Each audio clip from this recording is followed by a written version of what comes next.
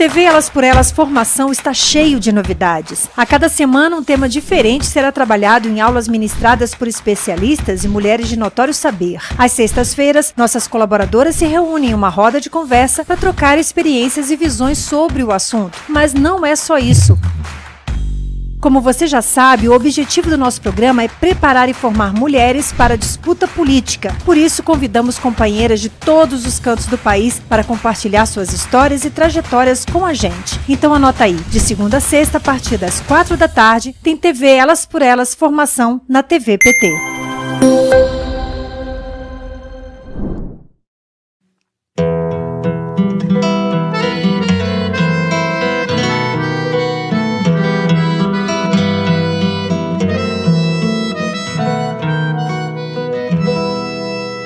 Lugar que é bom pra mim é onde eu quiser estar.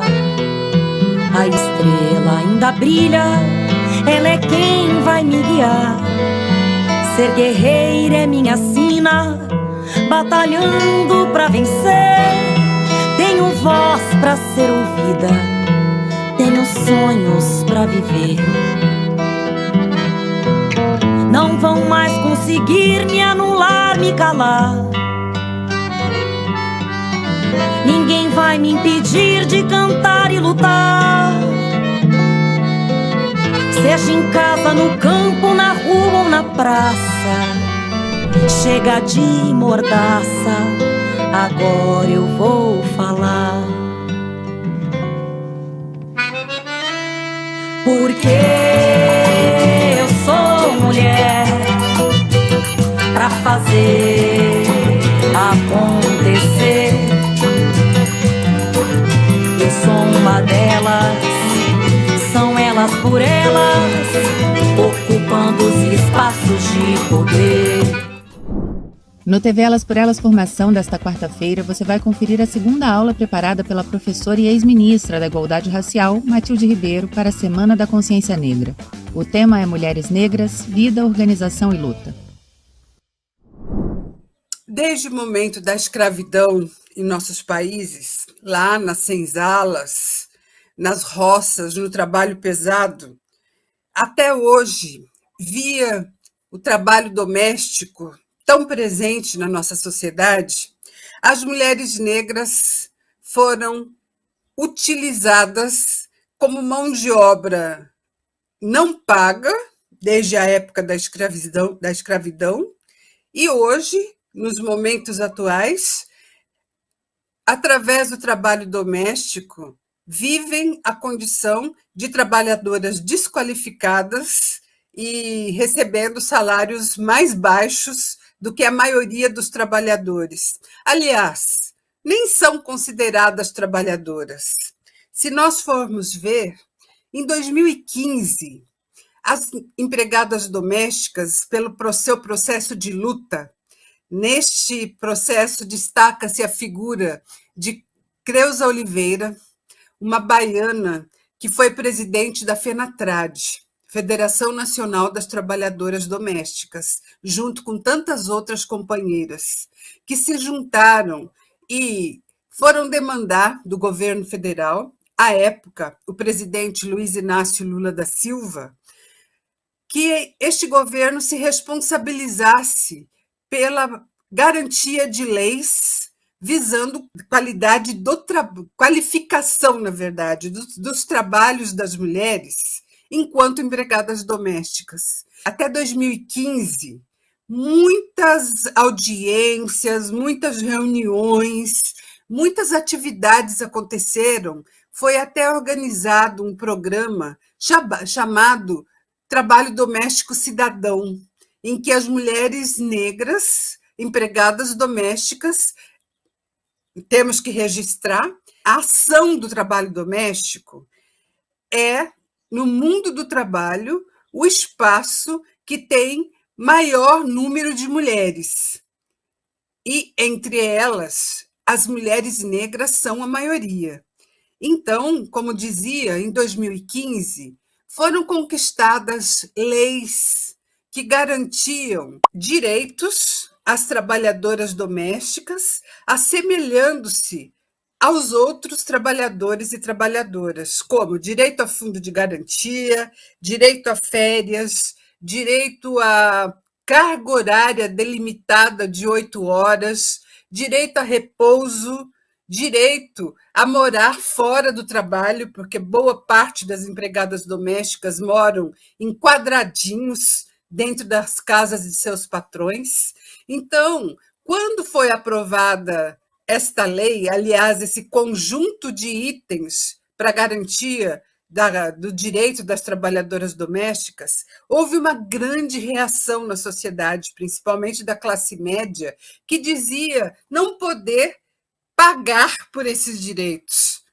Queriam que as mulheres negras, que as trabalhadoras domésticas continuassem com trabalho semelhante à escravidão, quase escravidão. E muitas, ainda dentro desse esquema de quase escravidão, trabalham por troca de pratos de comida e de direito a uma moradia indecente. Esta é a realidade.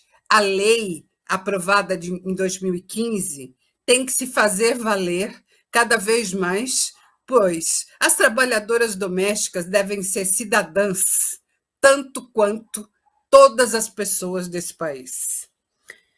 Combinando com isso, nós temos também, ao longo da história, uma realidade de baixa escolaridade da maioria das mulheres.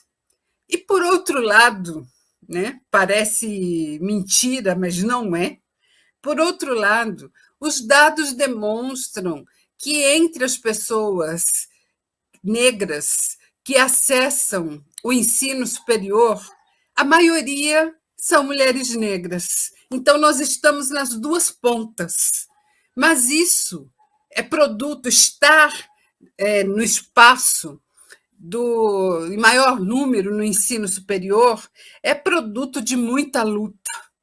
Eu citei anteriormente a luta da Frente Negra Brasileira, do Teatro Experimental do Negro, do MNU. Todas essas instituições atuaram ao longo da história, alfabetizando homens e mulheres negros, porque entre os analfabetos, que não são em pequeno número no Brasil, novamente, a população negra se desponta como maioria. Isso mesmo, a maioria das pessoas sem alfabetização nesse país. Mas as conquistas nesse campo foram tidas a partir da luta, não apenas dessas entidades que eu citei, mas de muitos e muitas que se despertaram para entender que a educação é uma porta de entrada para a inclusão. E assim o é até os dias de hoje. Todas as questões do governo anterior era para nós termos uma sociedade mais igualitária, né? A população negra acessar algumas ações, algumas políticas que não tinham alcançado ainda. Mas a sociedade, ela ficou muito incomodada com isso, até porque quando a gente vai para as cotas, por exemplo, a população contava que a população que ia para a faculdade não ia conseguir obter resultado. E a gente sabe que os melhores resultados foram para os bolsistas, mesmo com todas as dificuldades que eles têm, né? Eles têm para acessar, de não ter, de repente, nenhuma internet dentro da sua casa. A gente vê que através das cotas, a gente já vê pessoas negras formadas em várias áreas, e eu acho que isso é importante, isso é uma questão de você se identificar, de você ver e falar, olha, tem um professor ali, olha, minha professora é negra, que legal, eu posso chegar. Então, é uma questão de identidade. A criança negra, o jovem negro, eles precisam crescer e se identificando com profissionais que eles possam ser. E não sentir que aquilo está longe deles ou que aquilo não pertence. Neste período mais próximo dos nossos dias, nós tivemos muitas manifestações de luta por direitos. Eu vou citar como exemplo, lá atrás, em 1988, a revisão constitucional. Coincidentemente, essa revisão constitucional aconteceu no mesmo ano em que o Brasil completava 100 anos da abolição. O movimento negro se insurgiu, naquele momento, contra o posicionamento do Estado, do governo brasileiro, que queria fazer uma grande festa, comemorar os 100 anos da abolição como um grande fato. E o movimento negro saiu às ruas, fez muitas manifestações públicas, com o seguinte questionamento: a abolição aboliu o quê? Se, como falei anteriormente, não veio acompanhada de medidas inclusivas. Então, o movimento negro denunciou, mais uma vez, que a liberdade oficial não vinha acompanhada de uma liberdade e democracia de fato. E junto, então, com a organização e o encaminhamento da revisão constitucional, o movimento foi às ruas naquele ano, ou melhor, 2 anos antes, em 1986, foi organizado uma conferência em que o MNU, o Movimento Negro Unificado, a partir dos seus bravos e bravas ativistas, realizou um debate público considerando o que os constituintes, homens e mulheres, iriam colocar em pauta neste momento de revisão constitucional, garantindo o direito à lei pelo acesso a trabalho, educação, cultura, saúde e tantas outras medidas. Naquele momento se destacaram Benedita da Silva, que é a mulher negra que já ocupou mais cargos públicos nesse país. Benedita da Silva hoje é deputada federal pelo Rio de Janeiro, pelo PT, mas está há décadas. Ela já foi senadora, governadora, vereadora, já foi ministra da área de assistência social no governo Lula e hoje está deputada. É um grande baluarte da nossa luta. E no período da revisão constitucional, Benedita encampou frentes das mais diversas, colocadas pelo movimento negro, pró-direito à igualdade e à vivência de uma vida com justiça social. Um dos destaques da revisão constitucional foi a garantia de que racismo é crime inafiançável e imprescritível. Do ponto de vista oficial, isso significa o seguinte: se a pessoa praticou racismo e este foi denunciado, não tem perdão. Essa pessoa, depois de julgada, iria presa. O que não acontece. Aliás, do ponto de vista legal, nós tivemos uma grande conquista por esses dias.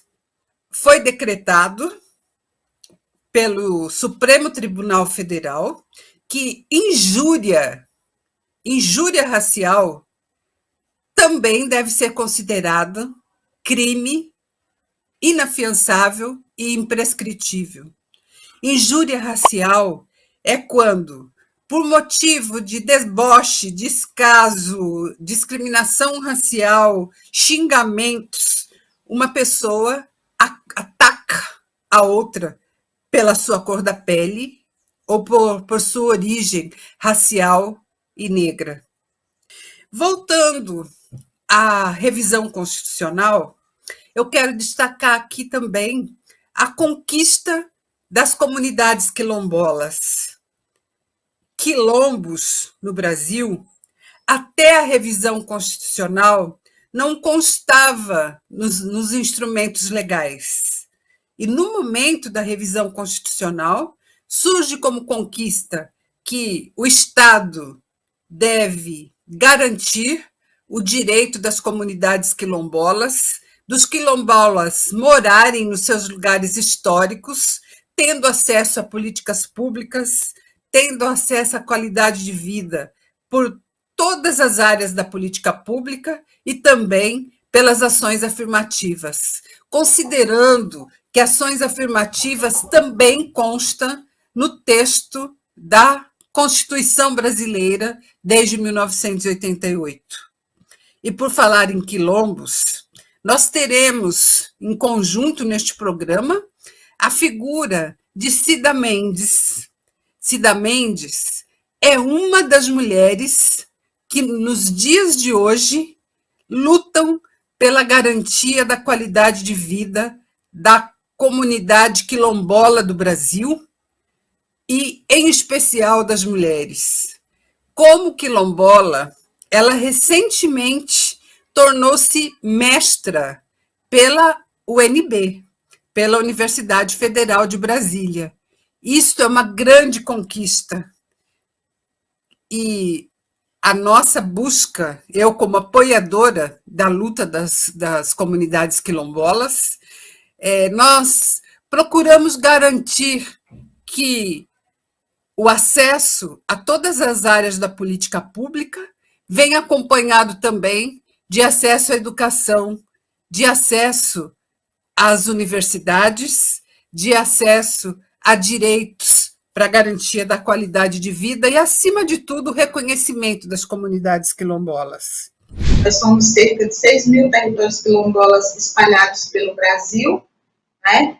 Então, um número de mais de 16 milhões de habitantes. Nós ainda continuamos lutando cotidianamente, incansavelmente, para permanecer em nossos territórios, né? Lutando contra o avanço, em especial, do agronegócio, das minerações, dos grandes projetos econômicos, enfim, exemplo das hidrelétricas e tudo mais. E essa espécie de economia, né, ela não leva em consideração a contribuição que tanto a população negra quanto a população indígena que permaneceu em seus territórios, a contribuição que essa população dá para respirar, o direito de respirar, o direito de uma alimentação, né, considerando que o alimento que vai para a mesa da população brasileira, para boa parte da população brasileira, é o alimento que sai dos pequenos roçados dessas comunidades, é o alimento que sai a partir do extrativismo sustentável dos elementos da natureza, né, esse compartilhamento de ganha-ganha, onde a natureza, as árvores, a fauna se fortalece, mas ela disponibiliza o alimento a partir dos frutos, a partir do mel, a partir, enfim, do que a natureza tem para nos oferecer de graça. Então, dessa forma, a gente contribui. Nós tivemos a presença das mulheres negras na marcha já citada, a Marcha Zumbi dos Palmares pela Vida e pela Cidadania, em 1995, lá se vão quase 3 décadas. Esta marcha Zumbi dos Palmares pela Vida e pela Cidadania foi um momento muito marcante no século XX, pois ela entregou um documento ao presidente da época, o presidente FHC, Fernando Henrique Cardoso, e este documento trouxe e traz um levantamento da condição histórica de vida vivida pela população negra. O histórico, como já disse, de grande vulnerabilidade social, cultural, política, econômica, e demanda dos órgãos públicos dos governos federal, estaduais e municipais o urgente atendimento às necessidades da população negra. Lá junto estavam as mulheres negras. Mas, aí sim, nos anos 2000, precisamente em 2015, as mulheres negras realizaram sua marcha, a Marcha Nacional de Mulheres Negras. Se lá atrás, em 95, elas estavam presentes num conjunto de 30 mil pessoas, movimento negro e instituições apoiadoras, como a Central Única dos Trabalhadores, o Movimento Sem Terra, o Partido dos Trabalhadores, o PCdoB e tantas outras, aqui em 2015, muito próximo dos nossos dias atuais, as mulheres negras levaram 50 mil mulheres às ruas. Aliás, as duas marchas aconteceram em Brasília. E as duas marchas tiveram o mesmo intuito. Aqui, em 2015, as mulheres negras apresentaram a presidenta, a única presidenta que o Brasil teve até os dias de hoje, Dilma Rousseff, apresentaram uma carta com um conjunto de demandas que devem ser encaminhadas a todo tempo pelos governos federais, independente de suas cores partidárias, mas os governos federais enfrentem, levem adiante a luta por garantia de direitos, cidadania e democracia, considerando as mulheres negras como cidadãs. Esta tem sido a luta histórica, esta tem sido a forma de ensinamento que o movimento negro, o movimento de mulheres negras, junto com o movimento feminista, trazem à sociedade brasileira, pedindo, demandando, lutando por inclusão já.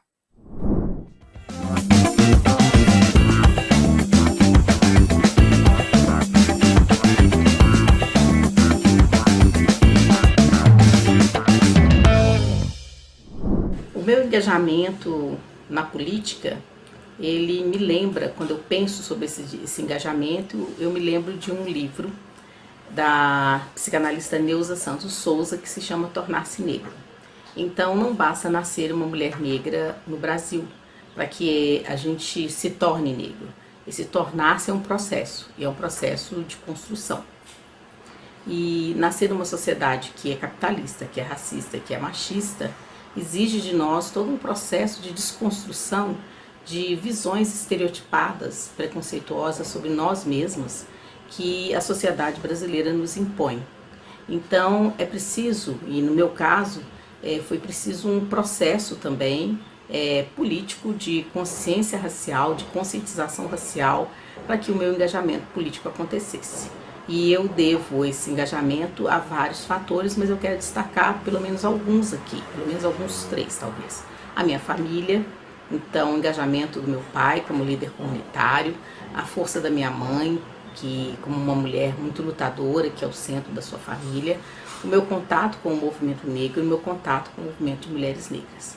Além disso, com certeza, o fato de ser uma professora universitária, de ter feito mestrado, doutorado, numa postura e num espaço crítico, adensou ainda mais a minha capacidade de olhar para a sociedade e entender que não basta viver em sociedade, mas também é preciso intervir nessa sociedade. E esse engajamento político, ele, claro, que existem um monte de dificuldades que nos atravessam. E eu vou citar algumas delas. Eu penso que uma das dificuldades é a própria estrutura racista da sociedade brasileira, a estrutura capitalista, neoliberal, patriarcal, machista que nós vivemos, e que qualquer pessoa com engajamento político tem a responsabilidade de se contrapor, de lutar contra, para tentar construir uma sociedade mais democrática, mais igualitária. Uma outra dificuldade está no próprio campo da esquerda, que apesar do reconhecimento que nós já temos hoje no campo da esquerda, da importância da questão racial, isso ainda não se transformou em práticas efetivas e estratégias políticas antirracistas no campo da esquerda. Um dos exemplos é o desafio que temos pela frente de que as as candidaturas negras, principalmente de mulheres negras, elas sejam consideradas um dos principais eixos emancipatórios do campo da esquerda nos últimos tempos. E há muita dificuldade ainda de lideranças do campo da esquerda, de fato, compreenderem e colocar em prática o antirracismo. Uma outra dificuldade que eu encontro é o próprio momento que o país vive. Nós vivemos num momento de ataques antidemocráticos, né? Ataques antidemocráticos a essa sociedade e aos direitos que nós tão arduamente conquistamos. Então, hoje, a extrema-direita ocupa o Executivo Federal, assim como Câmara de Vereadores, Assembleia Legislativa, Congresso Nacional, essa cultura do ódio que a gente tem, a polarização que a gente tem na sociedade brasileira hoje, isso tudo é um terreno muito fértil para que fenômenos perversos como o racismo possam agir de forma muito mais livre, digamos assim, com todas as aspas possíveis, do que antes, né?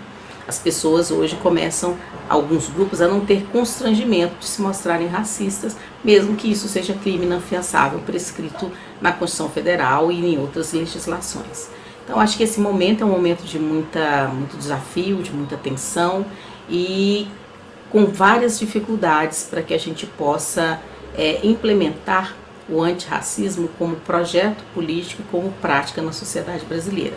E por isso mesmo eu quero convocar a todas as mulheres, em especial as mulheres negras, para que se engajem na luta política. E essa luta política, ou essa vida política, ela pode ser de várias formas, de várias maneiras. Não necessariamente no partido político, mas que a gente se coloque hoje na sociedade brasileira, publicamente, demarcando um lugar de luta por direitos e demarcando um lugar de luta contra o racismo nesse caso. E por quê? Porque diante de tudo que nós temos visto e vivido, o que nós não podemos fazer é nos tornarmos neutras, porque neutralidade não existe. E também não podemos ficar passivas, porque quanto mais passivas fiquemos, mais a naturalização do racismo, do patriarcado, do machismo e os desmandos todos do capitalismo terão espaço para viver e sobreviver, né? Porque vivemos um momento no Brasil em que esses ataques aos direitos e os ataques racistas, eles estão, digamos assim, com o direito de existir. E quando eles têm direito de existir como parte de um projeto político, eles também se tornam um direito de matar, né? E ninguém tem direito de matar. Nem poderíamos associar a ideia de direito à morte do outro. Mas é assim, dessa forma distorcida, que tem sido colocada na sociedade brasileira hoje a questão racial por parte dos grupos reacionários. Então, o que nós temos como um grande desafio pela frente, nós mulheres e mulheres negras, é atuarmos coletivamente para superarmos essa situação e retomarmos a nossa democracia. O TV Elas por Elas Formação de hoje fica por aqui, mas amanhã você confere mais uma aula preparada pela Matilde. O tema é a luta por garantias de direitos raciais e de gênero no século XXI. Você encontra todos os nossos programas na playlist TV Elas por Elas Formação no canal da TVPT no YouTube e em formato de podcast no Spotify.